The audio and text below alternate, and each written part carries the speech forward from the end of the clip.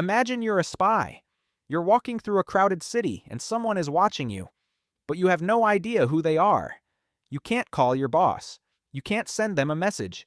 You don't have a phone and you don't have a computer, but you have information that could change the outcome of an entire war. And now you have to get that information back to your side without anyone discovering who you really are. So, how did spies actually work before modern technology? Let's go back in time. Thousands of years before James Bond, governments were already using spies. Kings and rulers understood something very important.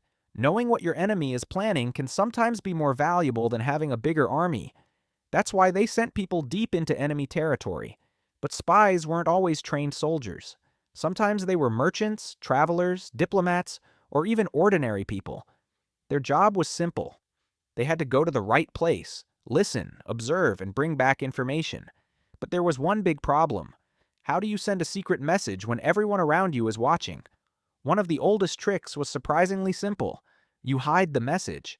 Imagine a spy discovers that the enemy army is preparing to attack. He obviously can't walk into the enemy capital carrying a letter that says, "The army is attacking tomorrow." That would be a terrible idea. So instead, he writes an ordinary letter. Maybe it's a personal message, a business report, or just a letter to a friend. To anyone else, the letter looks completely normal. But hidden inside is the real information. Sometimes spies even used invisible ink. The paper looked completely blank, but with the right method, hidden words would suddenly appear. And just like that, an ordinary piece of paper became a secret message. But what happens if the enemy gets hold of the letter? That's where codes and ciphers come in. Instead of writing, "The attack will begin at dawn," the spy could turn the message into something that made absolutely no sense. Strange letters, numbers, or symbols. To everyone else, it was just nonsense. But the person receiving the message knew the secret system. They had the key. And suddenly, that nonsense became a real message. The idea was simple. Let the enemy see the message, but make sure they can't understand it. Because sometimes the most dangerous thing a spy could carry wasn't a weapon.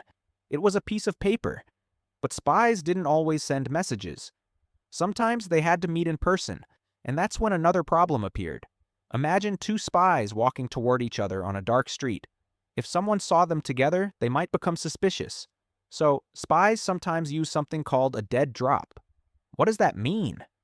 The first spy secretly hides a message somewhere. Maybe under a rock, inside a wall, behind a tree, or anywhere that looks completely ordinary.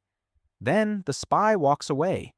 Later, the second spy arrives, picks up the message, and leaves. The two spies never have to meet at all. That means if one of them gets caught, they might not even know who the other spy is, and that could save lives. But sometimes, even leaving a message was too dangerous. So spies use secret signals. Imagine you're waiting for an important message. You can't call the person, and you can't send them a WhatsApp message. So instead, you agree on a secret signal. Maybe someone places a certain object in a window. Maybe they draw a specific mark somewhere. Or maybe they wear a particular piece of clothing.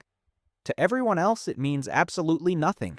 But to the spy, it could mean something very important. But there was one skill that was more important than almost anything else. Blending in. A good spy didn't have to look like a spy. In fact, the best spy was probably the person nobody noticed. They could pretend to be a merchant, a traveler, a soldier, a diplomat, or just an ordinary person walking down the street. Because if you looked suspicious, you were already in trouble. That's why some spies lived completely different lives from who they really were. They had fake names, fake stories, and sometimes completely fake identities. But the longer you lived as someone else, the harder it could become to remember who you really were. And of course, spying wasn't just about stealing secrets. Sometimes a spy was trying to find out where the enemy army was moving, how many soldiers they had, where their weapons were stored, or what their leaders were planning. And that information could be incredibly valuable. A commander who knew what the enemy was about to do could prepare before the attack even began. In some cases, a single piece of information could save thousands of lives, or even change the outcome of an entire war. But espionage had a dark side. If a spy was captured, there was no quick escape. And if the enemy discovered their true identity, The consequences could be brutal. That's why espionage was a game of patience. The best spies weren't always the bravest people. They were the ones who knew how to stay calm, watch everything, trust almost no one, and disappear into a crowd without anyone noticing. Today, technology has completely changed the world of espionage. Spies can communicate instantly, satellites can monitor entire countries, and computers can collect enormous amounts of information. But the basic idea hasn't changed. One person is trying to discover a secret, while someone else is trying to protect it, because wars aren't always won with soldiers and weapons. Sometimes the most important battle happens in the shadows, and the most powerful weapon is simply knowing what your enemy doesn't want you to know.